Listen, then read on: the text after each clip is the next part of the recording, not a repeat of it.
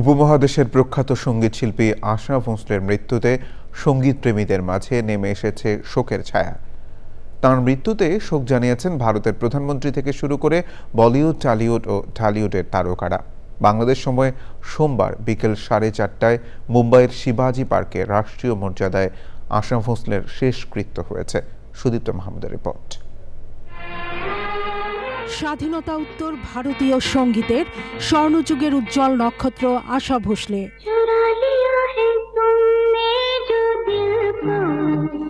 1943 সাল থেকে আশা ভোঁসলে গেয়েছেন 18টি ভাষায় 12,000-এরও বেশি গান।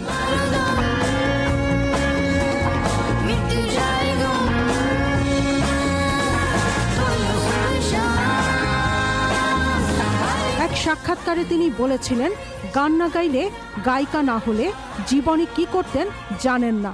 That must be very nice. Otherwise people say she is very proud and she is like that, is that. সোমবার বিকেল 4টায় মুম্বাইয়ের শিবাজি পার্কে রাষ্ট্রীয় মর্যাদায় আশা ভোঁসলের শেষকৃত্য সম্পন্ন হয়। এই শিবাজি পার্কেই শেষকৃত্য হয়েছিল তার বড় বোন সঙ্গীতের আরেক কিংবদন্তি লতা মঙ্গেশকরের। এর আগে সোমবার বেলা 10:30 থেকে দুপুর 2টা পর্যন্ত মুম্বাইয়ে তার বাসভবন প্রভুকুঞ্জে গিয়ে শেষ শ্রদ্ধা জানান সঙ্গীত, চলচ্চিত্র ও ক্রিকেটাঙ্গনের তারকারা। শেষ শ্রদ্ধা জানাতে সপরিবারে এসেছিলেন শচীন টেন্ডুলকার, এসেছিলেন প্রখ্যাত অভিনেত্রী হেমা মালিনী, অভিনেতা রিতেশ দেশমুখ, জ্যাকি শ্রফ, উর্মিলা, অজয় দেবগন, পুনম ধিলন সহ অনেকে। শ্রদ্ধা জানাতে আসেন বিখ্যাত সঙ্গীত পরিচালক এ.আর. রহমানও।